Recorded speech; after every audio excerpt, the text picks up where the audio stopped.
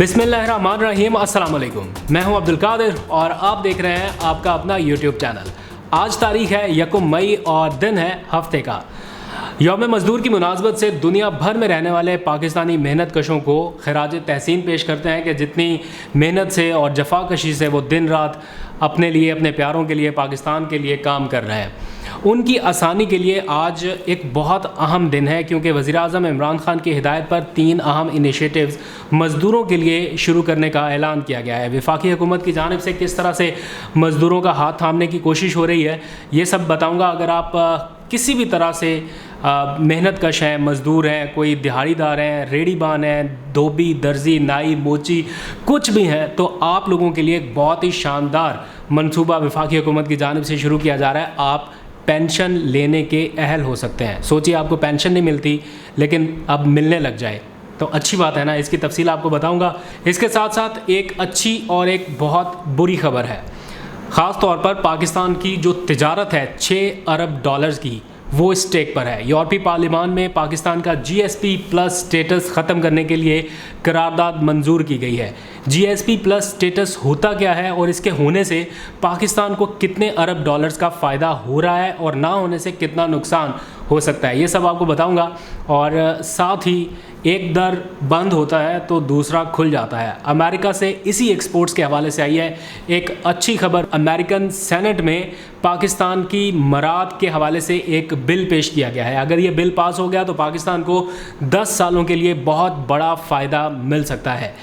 ये सब आपको बताऊंगा। इसके साथ साथ बशीर मेमन की एक चालाकी पकड़ी गई है। वज़ीर-ए-आज़म इमरान खान पर इल्ज़ाम लगाने वाले साबिक DGFI बशीर मेमन अपने दौर में क्या करते रहे, क्या मनसूबाबंदी करते रहे, उसका कुछ सबूत हाथ लगा है, दस्तावेजी सबूत, वो आपको बताऊंगा। लेकिन मेरा ख्याल है सबसे पहले थोड़ी सी बुरी खबर के ऊपर बात कर लेते हैं, फिर सारी अच्छी खबरें एक साथ आपको बताऊंगा। ख़ास तौर पर वो खबर जो मज़दूरों के हवाले से आज के दिन की, वो सुनना आपके लिए बड़ा ज़रूरी है, क्योंकि पेंशन का मामला है और वो लोग जिनके पास कुछ नहीं है उनको पेंशन मिल जाए तो इससे अच्छी बात क्या होती है। लेकिन बुरी खबर पहले सुना के फिर आगे बढ़ते हैं। बुरी खबर ये कि यूरोपियन पार्लियामान में पाकिस्तान का GSP प्लस स्टेटस जो पाकिस्तान को 2014 में मिला था, उसे ख़त्म करने के लिए एक करारदाद पेश की गई है।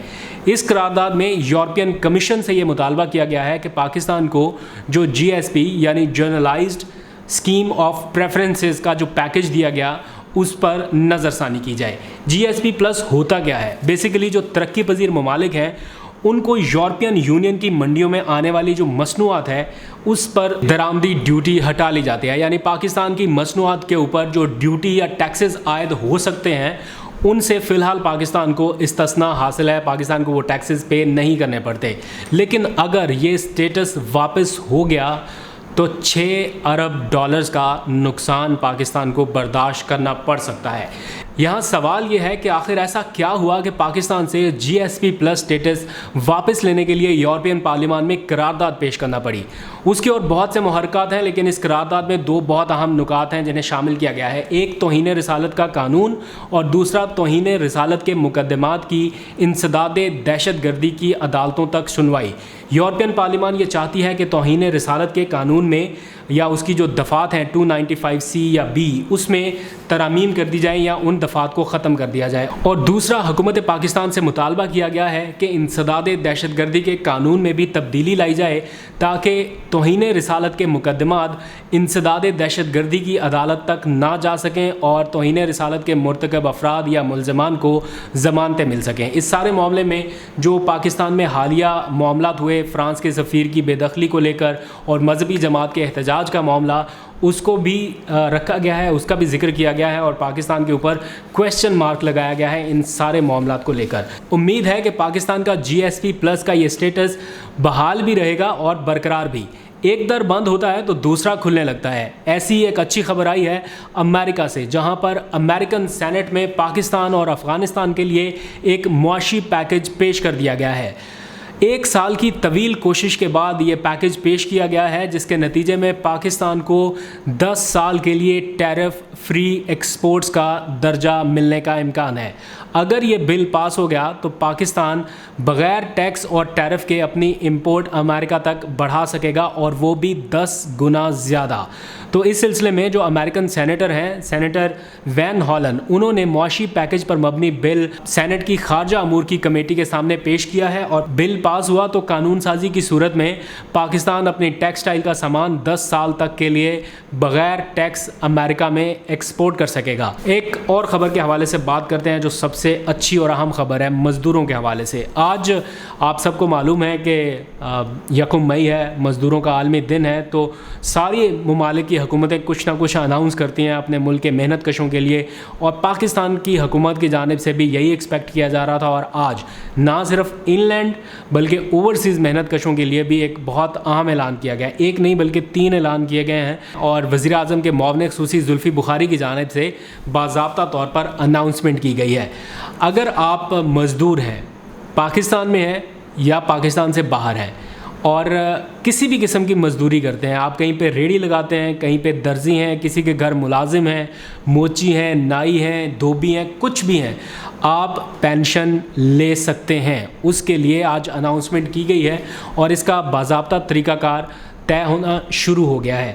عام مزدور طبقے کو، یعنی ایک تو فارمل مزدور طبقہ تھا نا جو EOBI کے ذریعے پینشن لیتا تھا، لیکن انفارمل طبقہ جس کو کبھی پینشن ملی نہیں، جو کبھی رجسٹرڈ ہی نہیں ہوا، اس سارے دائرہ کار میں نہیں آیا، کبھی حکومت کے ساتھ اس کا انٹریکشن نہیں رہا، کبھی کوئی کام نہیں کیا، اب وہ بھی پینشن لے سکے گا۔ اور یہ صرف کسی مرکزی حکومت میں نہیں، 4 صوبائی حکومتوں کے ساتھ مل کر ہوگا، یعنی ملک بھر میں تمام صوبوں کی سطح پر ہوگا، اور نہ صرف ملک میں بلکہ اوورسیز وہ محنت کش اور مزدور جو رجسٹرڈ نہیں ہیں وہ رجسٹرڈ ہو کر EOBI کے ساتھ پینشن حاصل کر سکیں گے۔ ابھی تک جب یہ حکومت آئی تھی تو اس وقت پینشن کوئی غالباً 5500 روپے کے قریب تھی اور 5200 روپے کے قریب تھی، اور اب یہ پینشن 8500 روپے کر دی گئی ہے، اور اس کو اور بڑھانے کے اوپر غور کیا جا رہا ہے۔ آج جو اعلانات کیے گئے ہیں اس میں حکومت مزدوروں کے لیے کامیاب مزدور پروگرام بھی شروع کرنے جا رہی ہے، جیسے کامیاب جوان پروگرام ہے اسی کے بینر تلے یہ کامیاب